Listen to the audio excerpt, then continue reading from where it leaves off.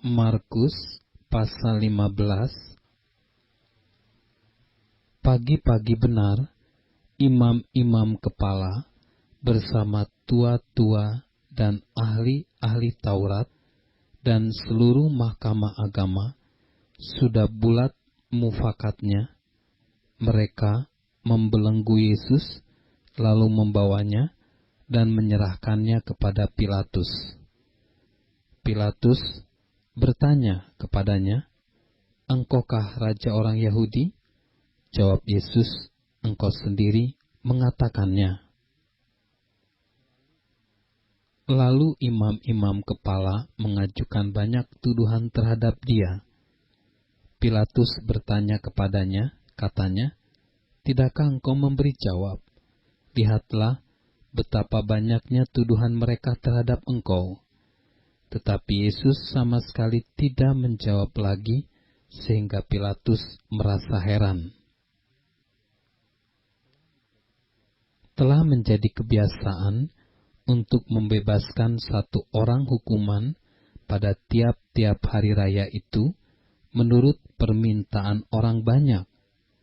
Dan pada waktu itu adalah seorang yang bernama Barabas sedang dipenjarakan bersama beberapa orang pemberontak lainnya.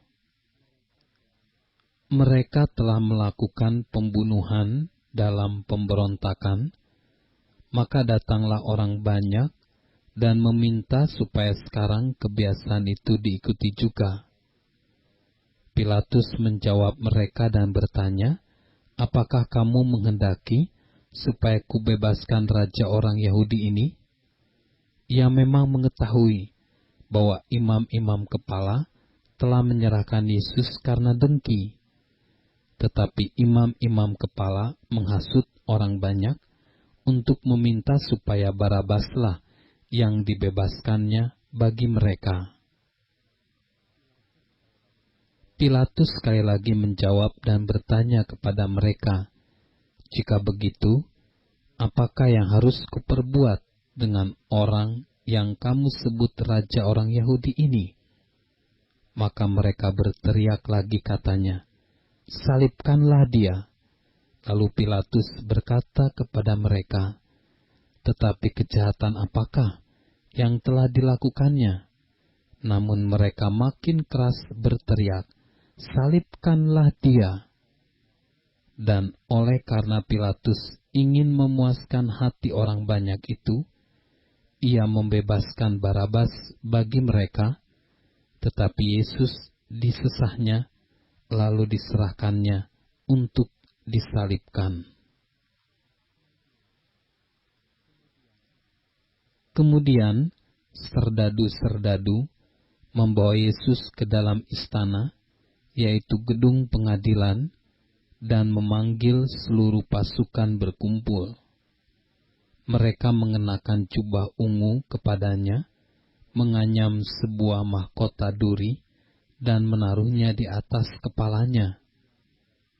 Kemudian mereka mulai memberi hormat kepadanya, katanya, "Salam, hai Raja orang Yahudi." Mereka memukul kepalanya dengan buluh dan meludahinya dan berlutut menyembahnya.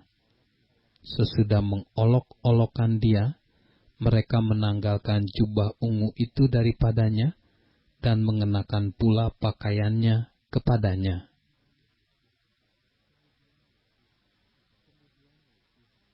Kemudian Yesus dibawa keluar untuk disalibkan.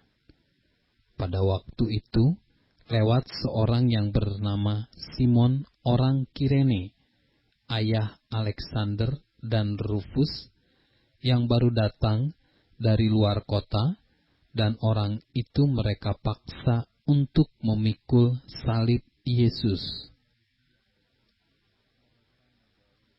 Mereka membawa Yesus ke tempat yang bernama Golgota, yang berarti tempat tengkorak. Lalu mereka memberi anggur bercampur mur kepadanya, tetapi ia menolaknya.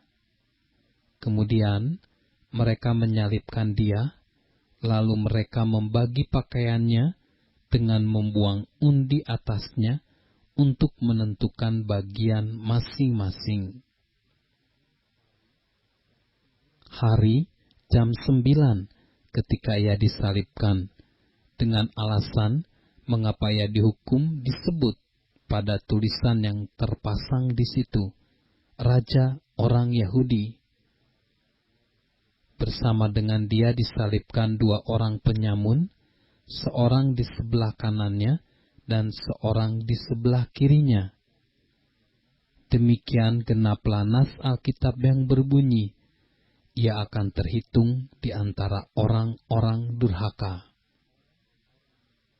Orang-orang yang lewat di sana menghujat dia, dan sambil menggelengkan kepala mereka berkata, "Hai engkau yang mau merubuhkan bait suci dan mau membangunnya kembali dalam 3 hari, turunlah dari salib itu dan selamatkanlah dirimu." Demikian juga imam-imam kepala bersama-sama ahli Taurat mengolok-olokkan dia di antara mereka sendiri, dan mereka berkata, "Orang lain ia selamatkan, tetapi dirinya sendiri tidak dapat ia selamatkan. Baiklah, Mesias, Raja Israel itu, turun dari salib itu, supaya kita lihat dan percaya." Bahkan, kedua orang yang disalibkan bersama-sama dengan dia mencela dia juga.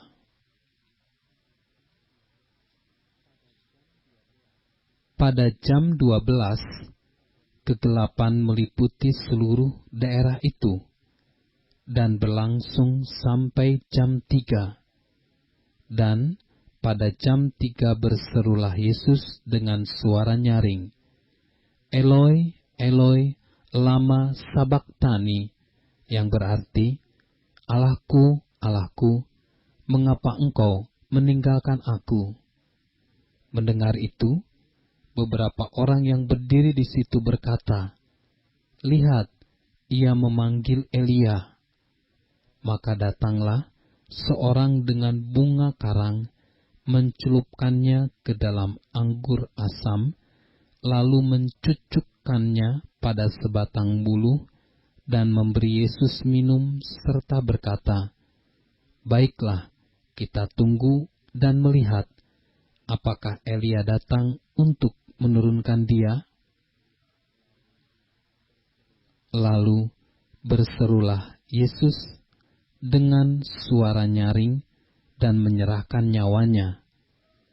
Ketika itu, tabir bait suci terbelah 2 dari atas sampai ke bawah. Waktu kepala pasukan yang berdiri berhadapan dengan dia melihat matinya demikian, berkatalah ia, "Sungguh, orang ini adalah Anak Allah." Ada juga beberapa perempuan yang melihat dari jauh, di antaranya Maria Magdalena, Maria ibu Yakobus muda, dan Yoses, serta Salome. Mereka semuanya telah mengikut Yesus dan melayaninya waktu ia di Galilea. Dan ada juga di situ banyak perempuan lain yang telah datang ke Yerusalem bersama-sama dengan Yesus. Sementara itu hari mulai malam, dan hari itu adalah hari persiapan, yaitu hari menjelang Sabat. Karena itu Yusuf orang Arimatea, seorang anggota majelis besar yang terkemuka, yang juga menanti-nantikan kerajaan Allah, memberanikan diri menghadap Pilatus dan meminta mayat Yesus. Pilatus heran waktu mendengar bahwa Yesus sudah mati, maka ia memanggil kepala pasukan dan bertanya kepadanya, apakah Yesus sudah mati? Sesudah didengarnya keterangan kepala pasukan, ia berkenan memberikan mayat itu kepada Yusuf. Yusuf pun membeli kain lenan, Kemudian ia menurunkan mayat Yesus dari salib dan mengapaninya dengan kain lenan itu. Lalu ia membaringkan dia di dalam kubur yang digali di dalam bukit batu. Kemudian digulingkannya sebuah batu ke pintu kubur itu. Maria Magdalena dan Maria ibu Yoses melihat di mana Yesus dibaringkan.